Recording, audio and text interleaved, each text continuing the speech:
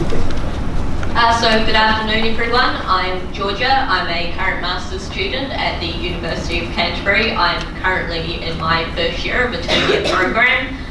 So what you're going to be getting today is a lot of what I intend to do, not what I've found so far and what we're hoping to find, but I haven't done all the research so far, so we're getting into that. So my thesis is going to be focused on management and biodiversity outcomes within Riccarton Bush, which is a remnant of native forests found in the Canterbury region. Specifically, we can see it here.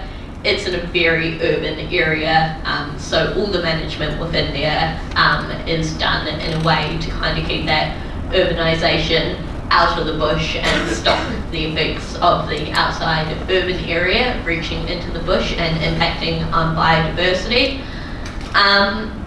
So as I've said, it's a bit of an unusual situation. It's a small isolated pocket of nature found in a larger city region. It's really great with what we've been talking about with community. We've got heaps of people who use this bush for varying reasons. And yeah, it just provides like a real good opportunity for the community to get out there within their own city and see this biodiversity. So management within the bush has been quite a significant thing in keeping Riccarton Bush going and keeping that biodiversity around. I'll just start off with telling you a little bit about it. As I've said, it's a remnant forest in Canterbury. It's a relic of what Canterbury would have used to have been. Obviously, Māori came through and removed some of the vegetation in Canterbury at first, and then Europeans came through and removed even more of that vegetation. So Riccarton Bush today is really one of our only views to what all of Canterbury would once have been covered in. It's one of the only places that still has our Cahicatea species there. And it provides an ecological oasis, both for the wildlife within the city, but also for the people within the city as well. And it's all really a bit of a testament to the Dean family who gifted Riccarton Bush to the people of Canterbury in 1914. But this was done under a preservation clause, so we've kept Riccarton Bush in a very natural state, and we've used our management within there to keep it moving along in a natural way and improving the biodiversity outcomes within there. So management interventions, I could go on for a few hours about what's been done in there, but I'll stick to the main ones that have had an effect on our biodiversity outcomes. The first is irrigation, which was put in from the 1970s, and that's been updated since. And that irrigation has really allowed the shallow rooting system to uptake water a bit easier. The second was the stopping of mowing and raking, and also the stopping of the burning of litter and woody material in 1975. Obviously that had quite a big impact on biodiversity. Before that there wasn't really an understory layer at all because it all got burnt or mowed away. So, you know, we updated our scientific information. We now know that isn't so great to do. So now we've got an understory coming through, and we've got germination of seedlings in there because they've got that leaf litter layer decaying that they can grow within.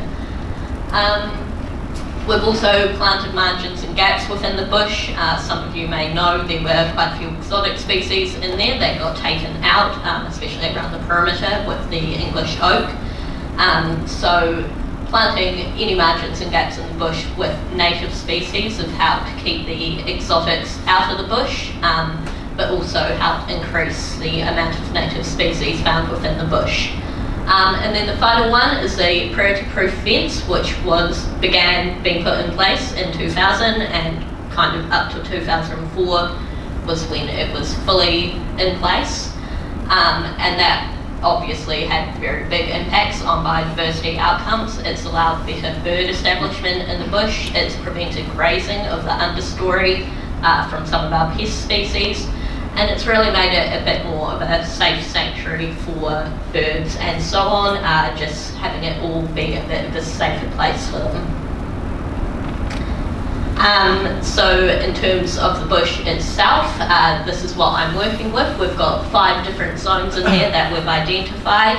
So the dense Cactea forest found in the centre there, and then a little bit to the north as well. And that's a dense population of emerging Cactea over a canopy of broadleaf trees.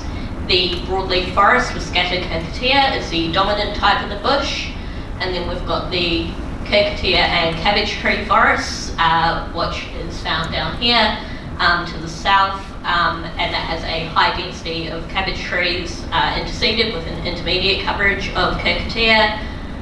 The dense broadleaf forest, which forms a low canopy down here near Oldie Street, and that area has no Cactea within it. And then, as I said before, we've got the cleared and replanted forest fringe, which used to be English oak, but is now being replanted into broadleaf native species. So as I said before, I'm only at the very beginning of all of this. It's still in its infancy, but we've got a few intended sampling points that I'm going to do. So the first is invertebrate sampling, which will be working as an update on what's been done in the past. Lepidoptera has been heavily studied in the bush, so I'll be doing an update of that, but other orders have not been looked into as much, so I'll be providing a baseline for the bush. Photo points will be retaken as a visual estimation on an update on 2000. I've got 12 10 metre times 10 metre vegetation plots in there, which again will be an update on 2000 and also 2013. We're going to assess the survival and growth of podocarp species, so Cactea, Martai and Tortida, that were planted in the past, and see how they're going today. And then finally a bird survey, which has been provided by Andrew Crossland, who's kindly given me his data to look into bird density within the bush. So I haven't done too much yet. The bird data is the only thing I've got to complete at this point.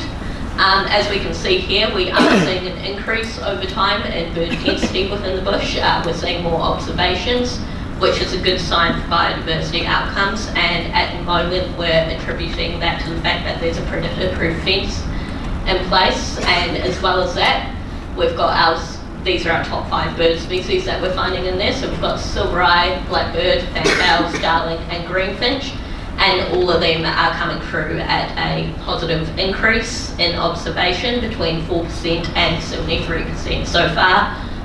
So at least for birds, we can say it's a good outcome for biodiversity with that management in place, and we're hoping that we are going to get that coming through for our other species and vegetation we're looking at as well. So yeah, thank you all for listening. I just wanted to say especially a big thank you to Brian Malloy for his contribution to both study and management of Riccarton bush. What I'm doing today would not have been possible at all without him. And yeah, so he's done a lot of work in there, and what I'm doing will largely be a tribute to what he's done in Riccarton bush over his lifetime studying out there. Yeah, so thanks for listening. Were there any questions?